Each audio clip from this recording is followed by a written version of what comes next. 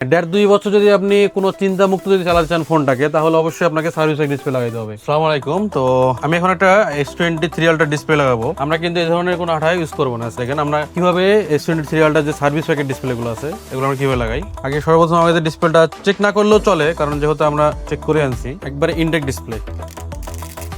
Display, তো ডিসপ্লেটা যেহেতু চায়না থেকে আসছে কুরিয়ারের মাধ্যমে বা যে কোনো ভাবে, তো আমরা চেক করে নেই যে আনার সময় কোনো প্রবলেম হলো কিনা। যদিও বা প্রবলেম হওয়ার সময় আমরা নাই বললেই চলে।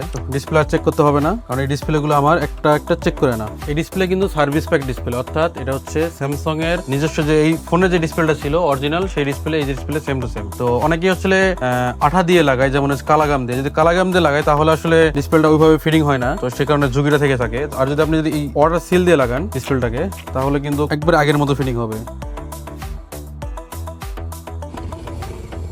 আমরা যখন নতুন ফোনগুলো কিনি, সেই ফোনে কিন্তু ঠিক এইভাবে ওয়াটার সিল করে ডিসপ্লেগুলো লাগানো থাকে।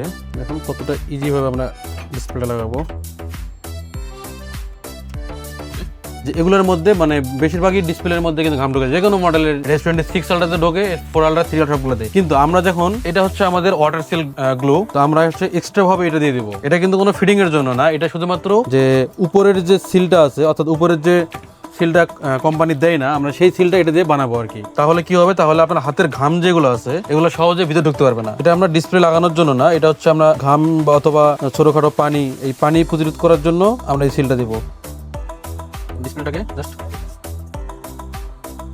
ডিসপ্লেটা ফিটিং হয়ে গেল। কিন্তু আমরা যে বললাম আপনাদেরকে যে আমরা এক্সট্রা একটা গাম দিয়ে দেবো, ওয়াটার সিল যেটাকে বলে। কারণ এটা না দিলে পরে এই যে ভিতরে যে আপনার ওয়াটারপ্রুফ প্রোটেক্টর লাগাবেন, তারপরে হাতের ঘাম, বৃষ্টি ছিটা পড়া পানি বা হাতের পানি, এগুলো ভিতরে ঢুকে যাওয়ার পর কর্নারটা মরিচে পড়ে ফেলে। তো এই গামটা শুধুমাত্র স্যামসাং কেন দেয় না আমি সঠিক বলতে পারবো না, যেহেতু তারা নিজেরা ডিসপ্লে বানায় এই জন্য দেয় না। তো আমাদের এখানে হয়ে গেছে। এটা যে আমরা ডিসপ্লেটা যে ফ্রেমে বসাইলাম, আপনার বোঝার কোনো ক্ষমতা নাই।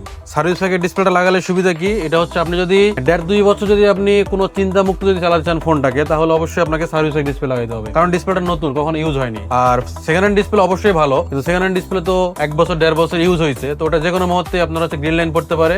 যে ইউজ করছে সে পানিতে চুবায় বা ঘাম ঢোকায়, ডিসপ্লে ঠিক থাকবে, কিন্তু আপনি পরবর্তী কোনো গ্লাস চেঞ্জ করতে গেলে কিন্তু রিস্কটা বেড়ে যাবে। আর যদি আপনি সার্ভিস প্যাক ডিসপ্লে লাগান, তাহলে আপনার অনায়াসে আপনি 2 বছর আপনি চালাতে পারবেন। নতুন ডিসপ্লে, নতুন ফোন কিনলে যে ডিসপ্লেটা পান ঠিক সেই ডিসপ্লেটা। তো আমরা এখন এই ডিসপ্লেটা চেক করবো। তো আমাদের ডিসপ্লে গুলো একবারে সার্ভিস প্যাক অরিজিনাল। এই দেখেন ফিনিশিংটা, কোথাও কোনো গ্যাপ কোনো কিছু পাবেন না, কারণ ওয়াটার সিল দিয়ে ফিটিং হওয়ার কারণে কোনো গ্যাপ পাবেন না, এবং এক্সট্রা করে আঠা দেওয়ার কারণে কিন্তু কোনো ঘাম টাম কিছু ঢুকবে না। তো এই ধরনের ফিটিং যদি আপনারা চান, তাহলে অবশ্যই চলে আসুন ইজি মোবাইলে। তো আমরা এটা ফুল ফিটিং করবো না, কারণ এটা হচ্ছে একজন টেকনিশিয়ান ভাইয়ের ফোন। অবশ্যই আপনারা আমাদের কাছে ডিসপ্লে নিলে অবশ্যই ওয়াটার সিল একটা ফ্রি পাবেন। ধন্যবাদ।